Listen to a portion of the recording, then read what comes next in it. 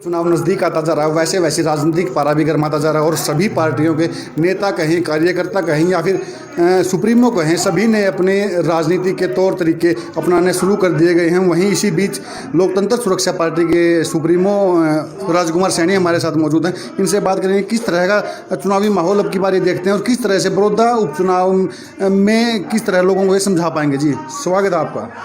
सबसे पहले मैं नमस्कार करता हूं सभी दर्शकों को जी और बताना चाहूँगा कि आज हमारे सारे कई यूनिवर्सिटियों के जो बच्चे हैं इन सरकारों के झूठ बोलने, सारी पार्टियों के नेताओं के झूठ को बेनकाब करने के लिए अपने कल्चरल प्रोग्राम के माध्यम से ये युवा बच्चे बच्चियाँ आपको ग्रुप सॉन्ग के माध्यम से बताएंगे कि जहां हमने बीए एमए करने के बाद पीएचडी करने के बाद आज हमें पकोड़े बेचने के लिए सरकार प्रेरित कर रही है।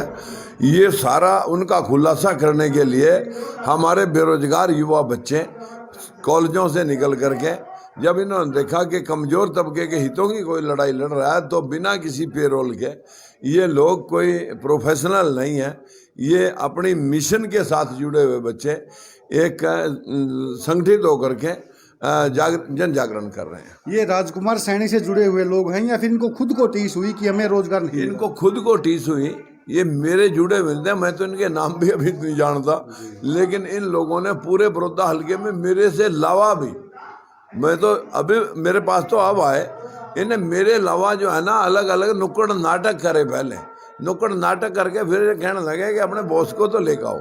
फिर मैंने इनकी ना मंजीत मेहरा को बुलाया क्योंकि मंजीत मेहरा से भी अलग थे बच्चे।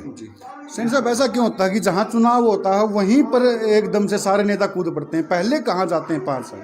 देखिए, मैंने तो पिछले 26 साल से जी राजनीति से अलग हट करके जहाँ जहाँ भेदभाव हुआ, चाहे बंसीलाल ने किया, चाहे चौटाला ने किया, चाहे भजनलाल ने किया और चाहे बीजेपी ने किया और चाहे कांग्रेस ने किया, हर एक पार्टी के साथ मुझे रहने का मौका मिला। एमपी भी रहा, एमएलए भी रहा, मंत्री भी रहा, लेकिन दलित और पिछड़े के लोगों के हितों को चीट करने के बाद लोग डकार भी नहीं मारते।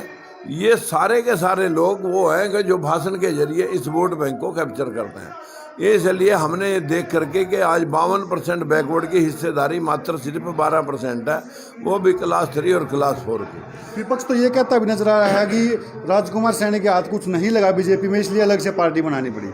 हाँ, मेरे हाथ क्यों नहीं लगा? मैं तो एमपी बन कर गया तो वहाँ पर मोटा हाथ लगा कहीं ना कहीं, आपने कहा मेरे हाथ कुछ नहीं लगा। हाँ, वो तो आरोप लगाएंगे जो लगाने वाले। यार मोटा हाथ तो तब लगाना मैं किसी के साथ जाता।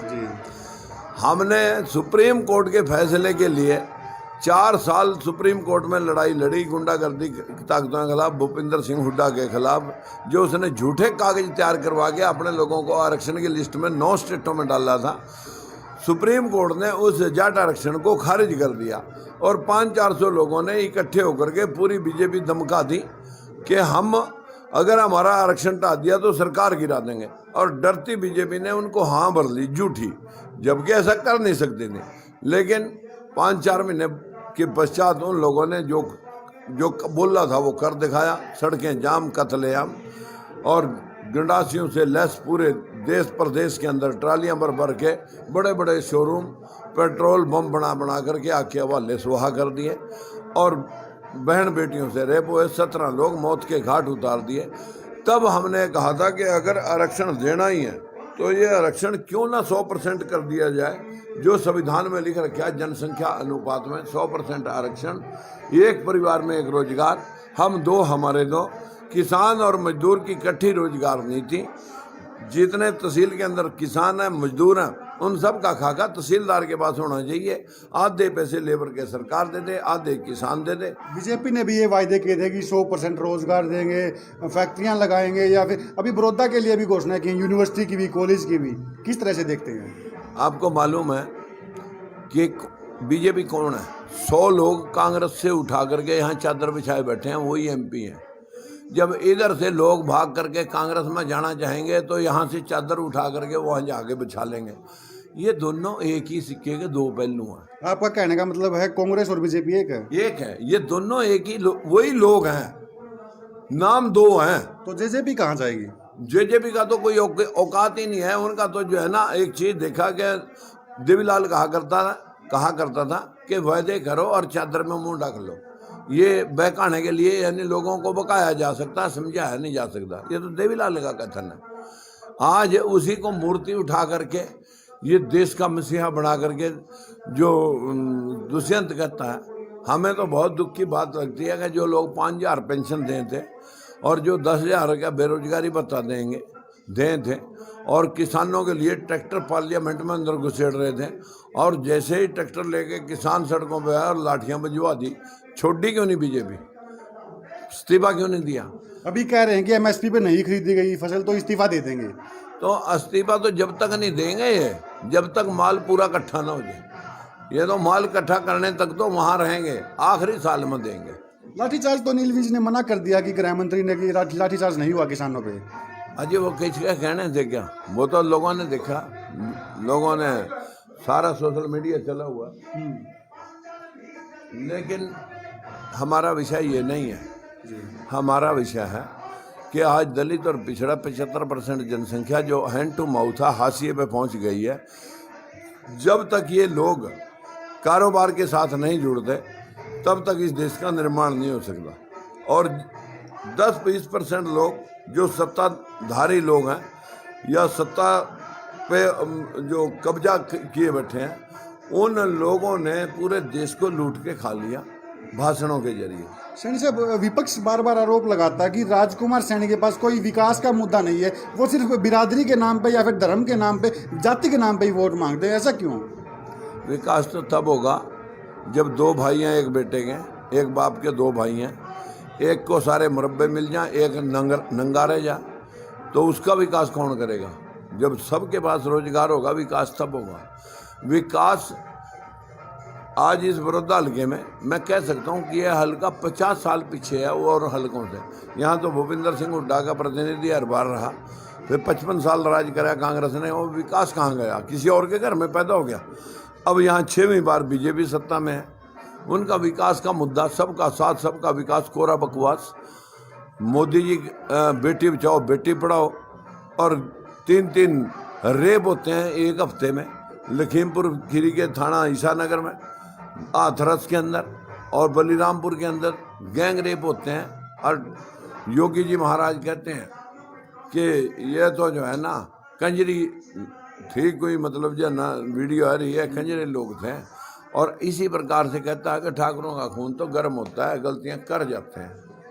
पिछली बार जींद उपचुनाव में भी विपक्ष ने आरोप लगाया था, अभी भी विपक्ष आरोप लगा रहा है कि राजकुमार सैनी तो सिर्फ मलाई चाटने के लिए एक बार इलेक्शन में उतरते हैं, फिर कहीं ना कहीं नीचे नीचे सेटिंग करके बैठ जाते हैं। क्या कितना सही मानते हैं आप इस आरोप? मलाई कौन देगा हमारे को? हमारे को तो किसी ने एक 100 के नोट की माला भी नहीं पाई।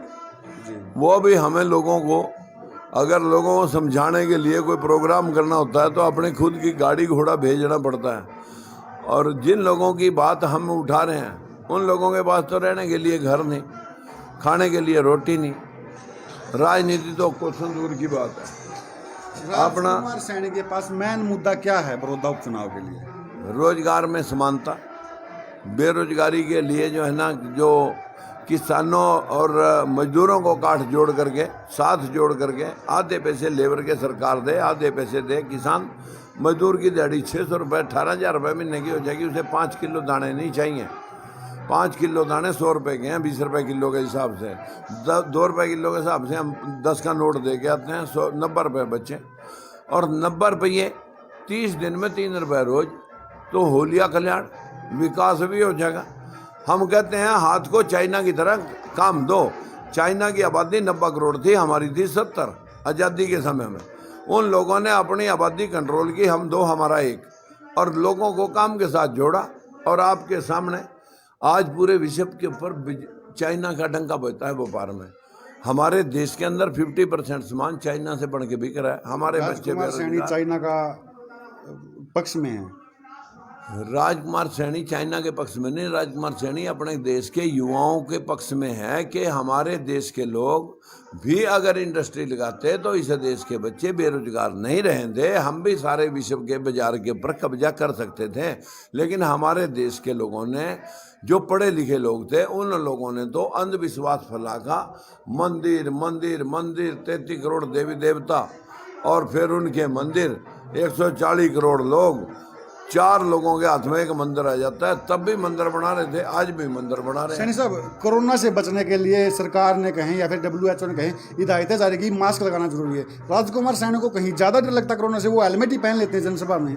नहीं, हेलमेट कोरोना से नहीं पहनना गया जी, हेलमेट तो जो है ना, जब वहाँ घोषणा कर दी गई कि राजकुमार सैनी जब बोलने के लिए खड़े होगा तो हम पथराव करेंगे, तो मैं लोगों को बताना चाहता था कि भाई ये आज़ादी है तुम्हारी। जो लोग अंग्रेजों के गुलाम थे वो तो आज़ाद हो गए, जो इनके गुलाम थे वो अभी आज़ाद नहीं है। इसलिए आपकी बात जब कोई कहने के लिए उठता है तो उसके ऊपर पत्थर बरसाए जाते हैं। अगर पत्थर बरसाने हैं तो भाई मुझे अपनी बात कह के जानी है, इसलिए कोई हेलमेट पड़ा हो तो मेरे को दे दो ताकि मैं अपनी बात तो कह सकूं। अन्यथा पत्थर मारने वाले लोग पीछे खड़े जो है ना, पत्थर हाथों में लेकर के खड़े हुए हैं, और लड़के खड़े थे वहाँ पे और जो किलकारियाँ मार रहे थे। तब मैंने कहा कि बताओ आप आज़ाद हो गए, जो आपकी बात कहना भी आपकी अभी तक मनसर नहीं, चीज़ देना तो बहुत दूर की बात है। अभी तो हमें हेलमेट पहन करके जाना पड़ रहा है। लोगों ने तो 16 बार रास्ते रोक करके विमाना गांव के अंदर हमारे रास्ते में ट्राली फंसा करके जो 50 लड़के खड़े हो गए। वो तो धन करो महारानी लक्ष्मी बाई का जो है ना, 100 औरतें इकट्ठी हुई और ट्राली ढका पलट का ऐसे उठा करके खड्डे में डाल दी। क्या राजकुमार सैनी जो सरकार द्वारा 3 अध्यादेश पारित किए गए उनके पक्ष में हैं?